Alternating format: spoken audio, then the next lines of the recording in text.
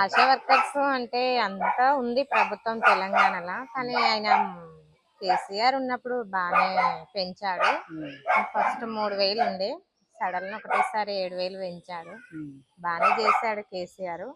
ఈ ప్రభుత్వం చేస్తుందని కూడా మేము ఓటేసాము. సడన్ ఇది కాంగ్రెస్ రావడం అనేది అందరము ఇంకా మంచిగా చేస్తారేమో, ప్రభుత్వంలో ముందు ముందు అన్ని బాగా చేస్తాడని కాంగ్రెస్ అనుకొని అందరూ ఓటేశారు. కానీ ఈయన వచ్చిన నుండి ఏమి చేయలేడు కాబట్టి అందరికీ హోప్ తగ్గిపోయింది. జీతాలు పెంచలేరు, మాకు ఆన్లైన్ వర్క్ ఎక్కువ ఉంటుంది, సర్వేలు ప్రతిదీ వస్తూ ఉంది. చాలా మంది చదువుకుని వాళ్ళము తక్కువ ఉన్నాము, చదువుకున్న వాళ్ళు ఎక్కువ ఉన్నారు. ఇప్పుడు అప్పుడేమో చదువు అడగలేదు, ఇప్పుడు అడుగుతున్నారు, డిగ్రీ వరకు అడుగుతున్నారు క్వాలిఫికేషన్.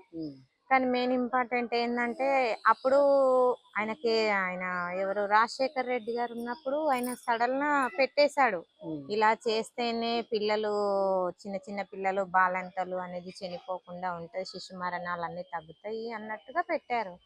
కానీ ఇప్పుడు మేము వచ్చిన తర్వాత అన్ని తగ్గాయి. కానీ మమ్మల్ని కూడా చూడాలి కదా, మేము కూడా చిన్న పేద కుటుంబాల నుండే వస్తున్నాం. ఆశా వర్కర్ చేస్తాము అన్నాడు, కానీ ఇప్పుడు ఆయన వచ్చి కూడా దాదాపుగా 3 years 3 పడతాయి, ఇప్పుడు 3 పడతాయి, డిసెంబర్ వస్తేను. ఇప్పుడు 2.5 నడుస్తుంది. కానీ మాకేం చేయలేడు. మాకు కూడా ఆశాలకు చాలా బాధ అనిపిస్తుంది. ప్రతి మీటింగ్ అనడము, అక్కడ నుండి మాకు రావటం ఆర్డర్స్, మాకు మా పెద్ద సార్ల మీద రావటం, వాళ్ళు మా మీద ఒత్తిడి చేయటము, ప్రతిదీ చాలా స్ట్రిక్ట్. ఇప్పుడు మేము పొద్దున్న మీరు ఇక్కడ చూస్తున్నారు కదా, పొద్దున్న నేను అక్కడ కింద కలిసాను, మేము ఇందాక వచ్చాము ఇంటికి. మా ఆశాలకు ట్యాబులు ఇవ్వలేదు. ఫోన్స్ అప్పుడు ఆయన కేసీఆర్ ఉన్నప్పుడు వచ్చినాయి ఫోన్స్, కానీ ఇప్పుడు ఫోన్స్ రాలేవు, ట్యాబులు రాలేవు, ఏమీ రాలేవు.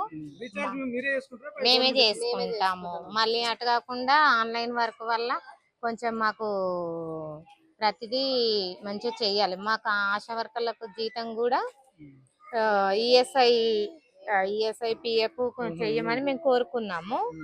కానీ అది కూడా చెయ్యలేడు. చేస్తాడని చాలా ఓపు పెట్టుకున్నాము ఈయన మీద, ఈ ప్రభుత్వం మీద. శాలరీ కూడా పెంచాలని అనుకుంటున్నాము, కానీ పెంచట్లేదు, ఏం చెయ్యలేడు. ప్రజలది ఎట్లుందో ఇబ్బంది, మా ఆశాలది కూడా అలాగే ఉంది ఇబ్బంది.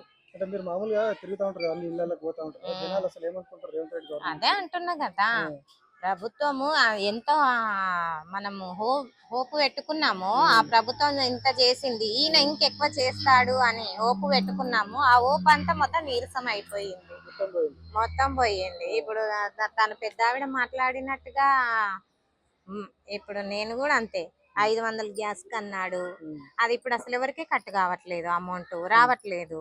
950 రూపాయలు తీసుకుంటున్నారు గ్యాస్ వాళ్ళు, రావట్లేదు. కరెంట్ బిల్లు కూడా ఫ్రీగా లేదు, కొందరికే ఉంది.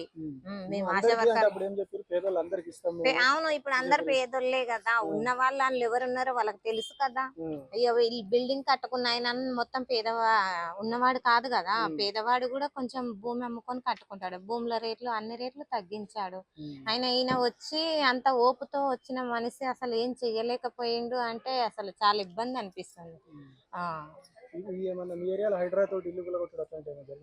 జరగలేదు, అడిగిరు, అక్కడ కాలువ పడుతున్నాయి, చాలా వరకు వచ్చినాయి అట్లా కంప్లైంట్స్. కానీ ఇక్కడ పెద్దవాళ్ళు ఉన్నారు కదా, వాళ్ళు మాట్లాడేసి ఇక వాళ్ళు ఆపేశారు దాన్ని. చాలా వరకు దగ్గర దాకా వచ్చినాయి, తీసేస్తాము వచ్చేస్తాము అని.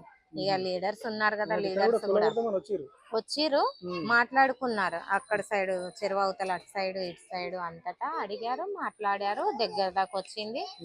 కానీ ఇక్కడ లీడర్స్ వీళ్ళందరూ ఇక ఎమ్మెల్యేలను కలవటం, అక్కడ మాగంటి గోపినాథ్ గారు, దానం నాగేంద్ర గారు వీళ్ళందరూ ఉండ్రు కదా, నరసింహరావు గారు, వీళ్ళందరి దగ్గర వెళ్ళి మాట్లాడి వాళ్ళందరూ వచ్చి మాట్లాడుతూ ఉంటే కొద్దిగా అయింది.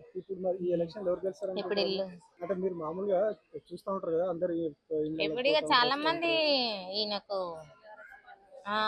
తెలంగాణనే గెలవాలి, ఈయన కేసీఆర్ గారు రావాలని అనుకుంటున్నారు అందరూ.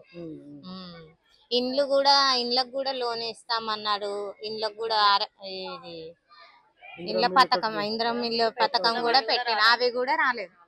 మేము ఆశా వర్కర్లం కానీ మాకు కూడా అసలు ఏది రాలేదు.